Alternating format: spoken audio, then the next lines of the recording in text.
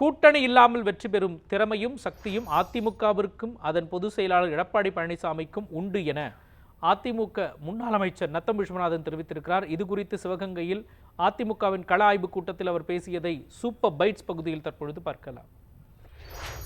அரசியல் எதுவும் நிரந்தரம் இல்லை, ஒரு கூட்டணியும் நிரந்தரம் இல்லை, வெற்றியும் நிரந்தரம் இல்லை, தோல்வியும் நிரந்தரம் இல்லை.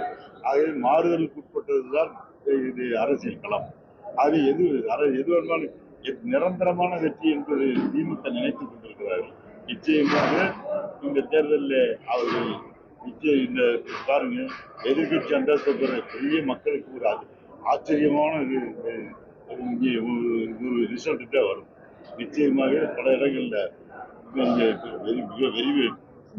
வெற்றி பெறுவார்கள் என்ற நம்பிக்கையோடு சந்தித்த தேர்தலாம் பல அரசியல் கட்சிகள் இருக்கும் படுதோல்வி அடைந்திருப்பதையெல்லாம் நாம் பார்த்திருக்கிறோம். அதுபோல இவர்கள் திமுக வருகிற 2026 சட்டமன்ற தேர்தலில் எதிர்கட்சி அந்தஸ்தை கூட பெற முடியாத அளவிற்கு படுதோல்வி அடையும் என்பதை இந்த நேரத்தில் உறுதியாக தெரிவித்துக் கொள்கிறேன். மறைந்த போது ஜெயலலிதா கூட்டணி இல்லாம ஜெயிச்சாங்கன்னு சொல்றீங்க. அப்ப நீங்க கூட்டணி எதிர்பார்த்துட்டே இருக்கீங்களே. கூட்டணி வேண்டாம்னு சொல்லல, கூட்டணி வேண்டுங்க இல்லைன்னு சொல்றேன். ஆனால் கூட்டணி அதுக்காக கூட்டணி அமையலை சொன்னாலும் வெற்றி பெறுவோம் என்ற வரலாறு உண்டு. அதிமுக கூட்டணி இல்லாமலேயே வெற்றி பெற்ற வரலாறு அம்மா காலத்தில் இருக்கு. அந்த வரலாறை படைத்தது அனைத்து அண்ணா திராவிட முன்னேற்ற கழகம். அதுபோல மீண்டும் அந்த வரலாறை படைக்க முடியும் அந்த சக்தியும் திறமையும் அனைத்து அண்ணா திராவிட முன்னேற்ற கழகத்திற்கு உண்டு, எங்களை பொதுச்செயலாளருக்கு உண்டு.